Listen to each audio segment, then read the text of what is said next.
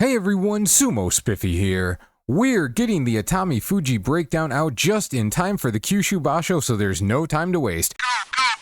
In past breakdowns, we've gone through a lot of matches for the different wrestlers to give a more complete overview of how they fight.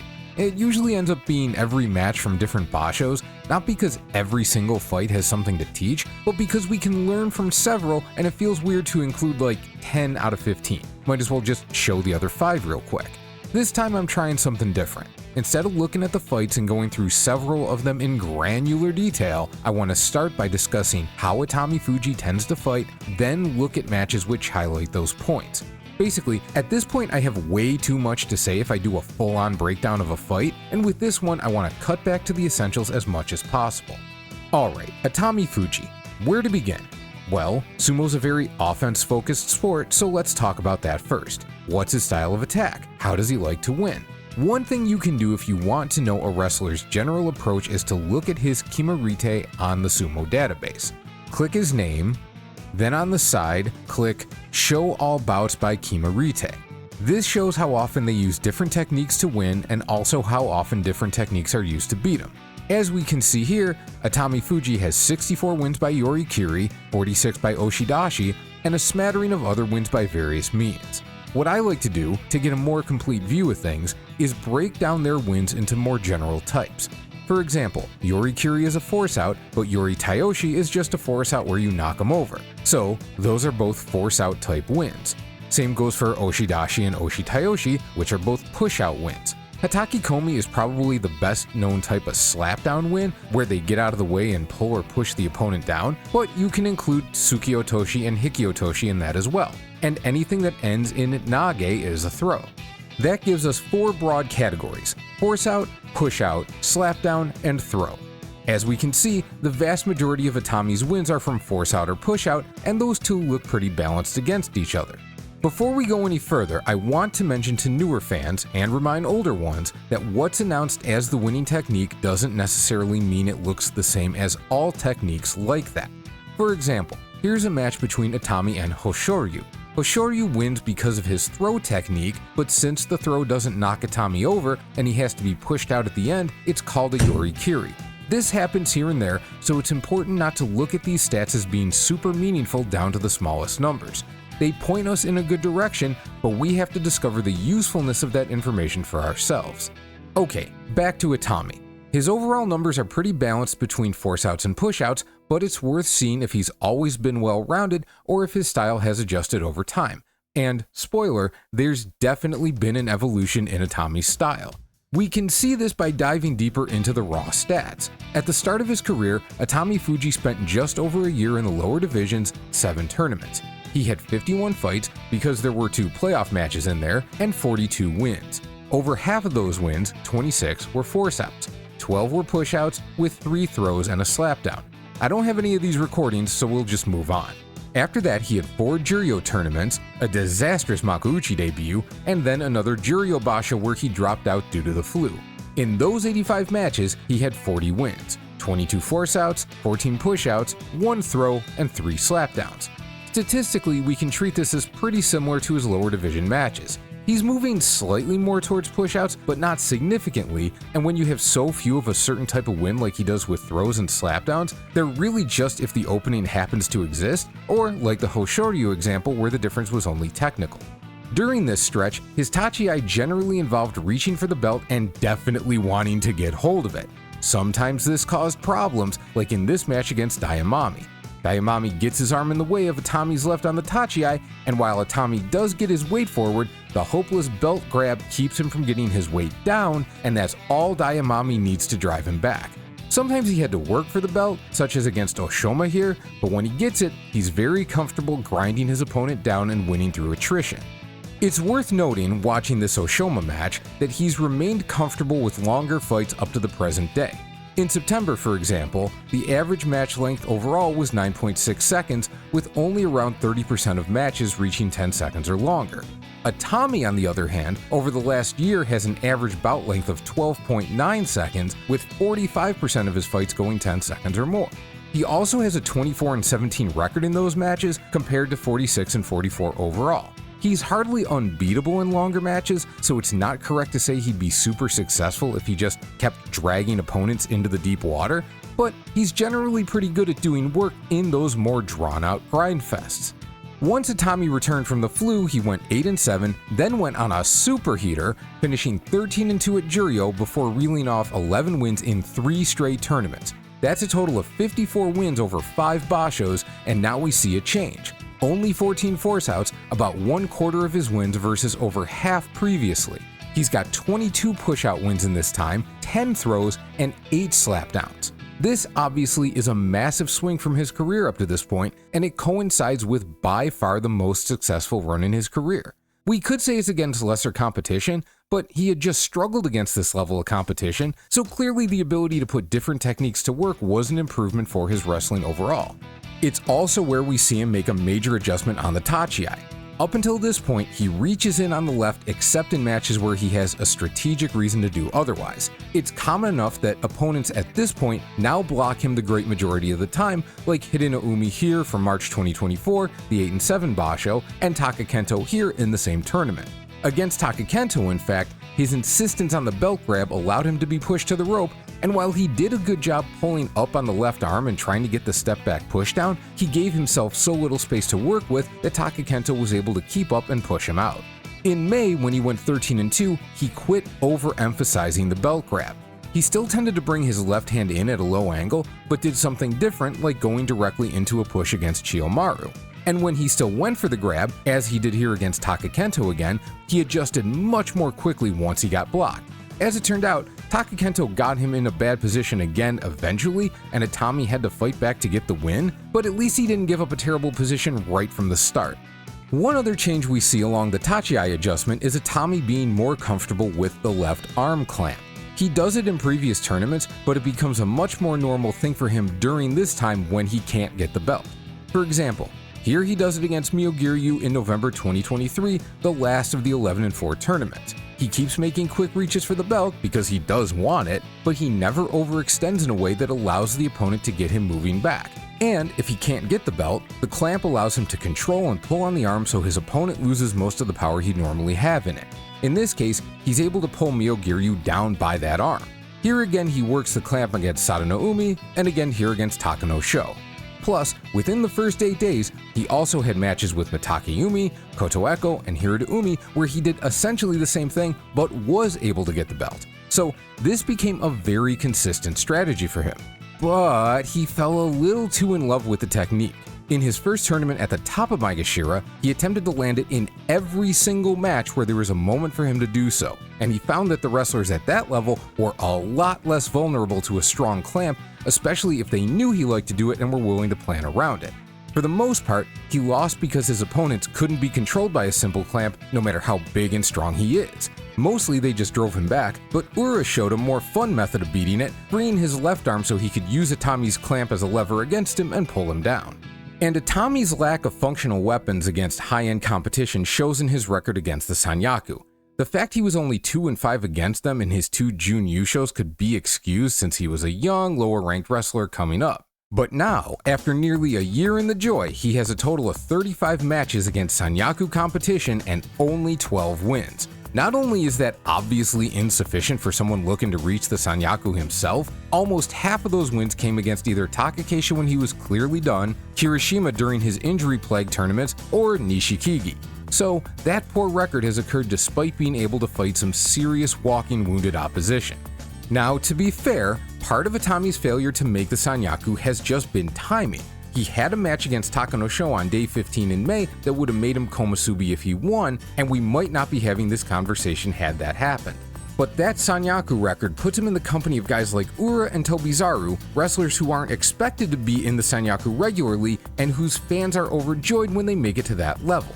He stayed tantalizingly close to these Kachikoshis thanks to his winning record against Maegashira opponents in the same time frame, and you gotta figure that eventually everything will come together at some point and he'll reach komusubi as well. But if we're looking at his future generally and not simply at the question of will he make the Sanyaku, given his track record, we'd have to expect him to get dumpstered out of the Sanyaku almost as soon as he gets in. That's still less than we expect out of him. What we expect out of him really is being like Oho. I can't believe I'm saying these words either, but in 2024, Oho, across 23 matches against Sanyaku opponents, has 13 wins. That means 10 losses. That means Oho has a winning record against the Sanyaku this year. That means Oho has more wins against the Sanyaku than Atami in 12 fewer fights. Not only is all that true, he's 10-4 against them since May. If Atami could do that, he'd probably be Sekiwake by now, and we'd be discussing him as the next guy on the road to Ozeki.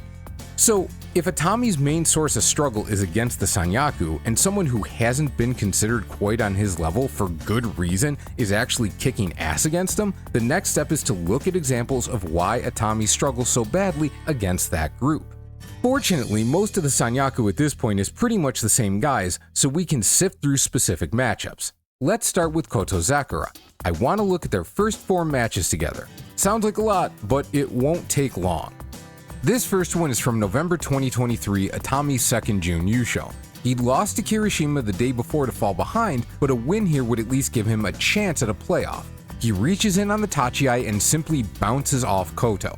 He doesn't have the belt, he can't get his left arm clamp, so he just kinda pushes on Koto's arms. Koto flings his arms to the side, throwing Atami's hands off him, and as Atami lumbers forward, Koto blocks him for a moment to make sure he has room for the slapdown. This one was unfortunately easy for Koto, especially since Atami wasn't technically out of the Yusho race. It's possible he figured Kiri would win, so this didn't much matter, but someone expected to be top tier cannot think that way. Next basho, Atami gets his left arm clamp, although he'd much prefer it be around the upper arm. Koto actually lets that happen because it allows his right arm to get further under Atami's shoulder, making him easy pickings for the Kotozakura. On the first day of March, Atami actually tries something a little different, leading fully with the right shoulder with a bit of deflection in mind, but he gets turned more than Koto. Koto reaches for the belt with his left hand, and when he misses because Atami pulls his right leg way back, Koto immediately shifts to a slapdown to make use of the newly opened space. This move is hugely indicative of the gap between these guys. Atami might be able to do this against someone low enough down the ladder, but for the most part, if he attempts to win with a more defensive maneuver, he needs to retreat and drag him around. These instant adjustments aren't in his playbook. This last one, from May, is essentially the same as the second one. Koto gives Atami his left clamp, sliding his hand in for an almost immediate Kotozakura win. The reason I wanted to show all 4 is not to shame Atami for getting owned by a great wrestler. The issue is that he kept getting beat by not being aware of what could happen. It's not a question of balance. He generally keeps his feet under him and, broadly speaking, he's not easy to hit with slapdowns and pulldowns. It's that he goes through 4 fights never quite grasping what Koto's options are in any given situation and thus how to, if not defend proficiently against them, at least keep him from instantly winning. In fairness, he stopped getting yanked forward in July, locking in a much better position and giving Koto some genuine problems before Koto won in the end. But in September, Koto adjusted to the fact Atami wasn't getting as far forward and simply drove him back and out. Calling this a cat and mouse game isn't quite correct because Koto's better at being the cat and the mouse. Atami's gonna need some serious improvements to challenge Koto on any sort of consistent basis. Kirishima doesn't quite beat Atami so fast, but he does own him pretty hard when healthy. Using July as an example, Kiri opens by immediately getting Atami's belt with his right hand. Because Atami loves his left arm clamp, Kiri knows he'll probably get this hold no problem, and it works. He stays low, and Atami actually breaks the grip with a nice hip snap. Kiri gets it again though, but as soon as Atami reaches with his left hand, Kiri lets it go and gets his right side back to make the belt grab on that side impossible. The most important thing is that he stays low while preventing Atami from gaining any advantage that would allow him to attack. This lets Kiri keep moving his hand around until he finally gets the right hand belt grip one more time with his head buried under Atami's chin, giving him all the leverage he needs for a force out. This is another fight where Atami shows he lacks weapons to use when his opponent doesn't leave an avenue of attack open, and it shows that Kiri knows exactly what to do when he doesn't have to worry about his opponent testing him very much. We can also see one direct difference between Atami fighting injured Kiri and healthy Kiri. In March, when Kiri was mysteriously messed up and finished 5-10, Atami attacked by twisting with his left clamp in place and breaking Kiri's grip pretty easily. From there, Kiri never regained control and Atami won. In September, he decided to try the same move again and held it in place for quite a while, but Kiri held on and resisted the force out because trying to push someone out with a single arm clamp is very difficult. Atami then really wrenched Kiri's arm and did free himself, but he had to throw himself into it so much he just fell over. We'll probably see Atami try this in the future if the situation allows for it. It could work, but I'm pretty sure healthy Kiri will hold on more often than not. Wakamotoharu has his own specific technique for beating Atami, which is pretty simple. If Atami loves his left arm clamp so much, just get your right arm over Atami's left and grab his belt so he can't do anything about it. Here in their May match, Waka starts with his right hand high on Atami's shoulder while Atami gets his left hand in Waka's armpit. Waka's arm is high so Atami can't clamp it, but this is actually a pretty good position for Atami to stop Waka from getting on his belt. It's hard to maintain a position like that though, so Atami gets his head in, his left arm around Waka's back, and clamps on the right side instead. Unfortunately, Atami's better with his left clamp, and Waka might have the hardest grip to break in all of sumo. Atami does his best, leaning down on Waka's left arm then trying to drive his own arm inside, but that move is very difficult to pull off against a good wrestler who keeps his arm in. Waka blocks it, and he uses the belt grip he's held the whole fight to lift Atami's center of gravity and drive him out. What we tend to see is that Atami couldn't get his hand inside and Waka used that to win, but it was set up by Waka taking away Atami's favorite weapon and Atami not knowing what to do instead. And Onosato is Onosato. Atami nearly took him down with a nice game plan at the start of September, using a slight step off on the Tachiai to make a belt grip very easy to land. From there, he did a good job of staying on Onosato's right arm and pivoting when the opportunity came to nearly throw him out of the ring before falling. Normally, I wouldn't expect a guy to try something like the step off twice in a row because the opponent is more likely to be prepared for it, but Atami might do it if he doesn't think he has a better option. We'll see if Onosato has his own plan in mind next time. Not all is terrible in Sanyaku land, of course. For one, even if Terunofuji's healthy, they can't fight because they're stablemates. Atami and Daisho is a very 50-50 matchup. They're 3-3 against each other, they've alternated wins, and their last 3 matches have essentially been decided by whoever hits the other first and hardest. And even though Hiradoumi has wrecked him over their full head-to-head, Atami's won 2 of the last 4, and they have a pretty simple but intriguing tactical back and forth going on. You know how I said Ura used Atami's clamp as a lever to use against him? Hiradoumi takes that concept even more literally. Quick history. At one point in the head-to-head, Hiradoumi was 5-0, and he kept winning by just bodying Atami up and driving him out despite the huge size differential. March of this year was Atami's first win in that matchup, which came largely from standing in more effectively against the push that beat him every time until then. So, in May, Hiradoumi dives in, same as usual, and when Atami resists again, Hiradoumi yanks on that left arm clamp and down he goes. July was very similar.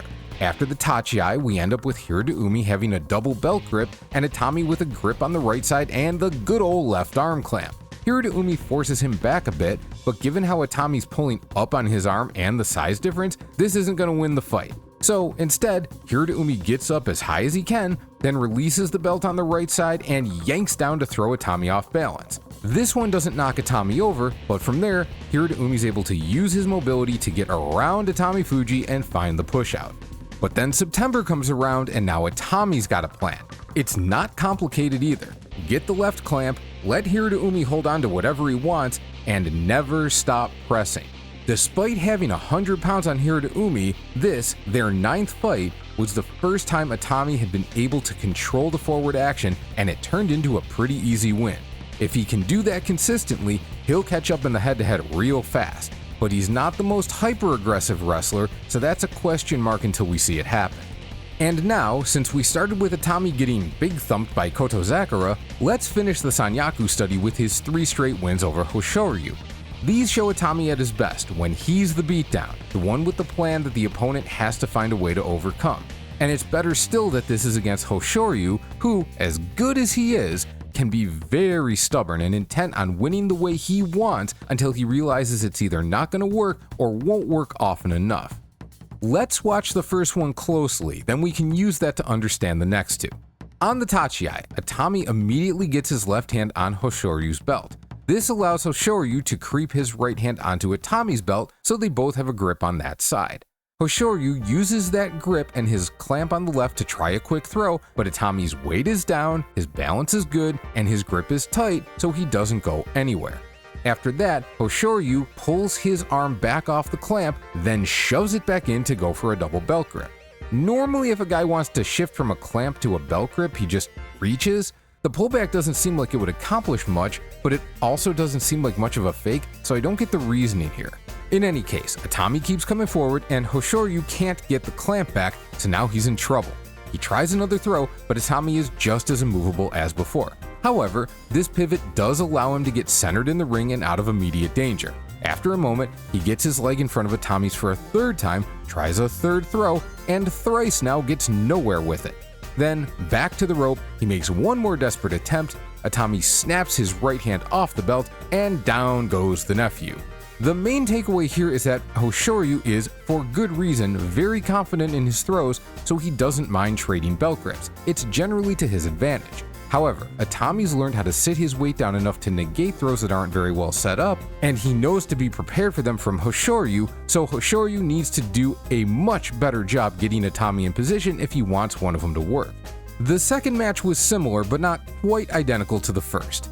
On the Tachiai, they bang shoulders, and when they exchange belt grips on Atami's left, Hoshoryu tries a throw right away before Atami can get set. But, again, Atami knows these could come at any time and is well prepared. After that, Hoshoryu achieves what should be a better position than he managed in May, adding an underhand left grip to his belt grip on the right. Atami, for his part, remains content to turn this into a battle of attrition.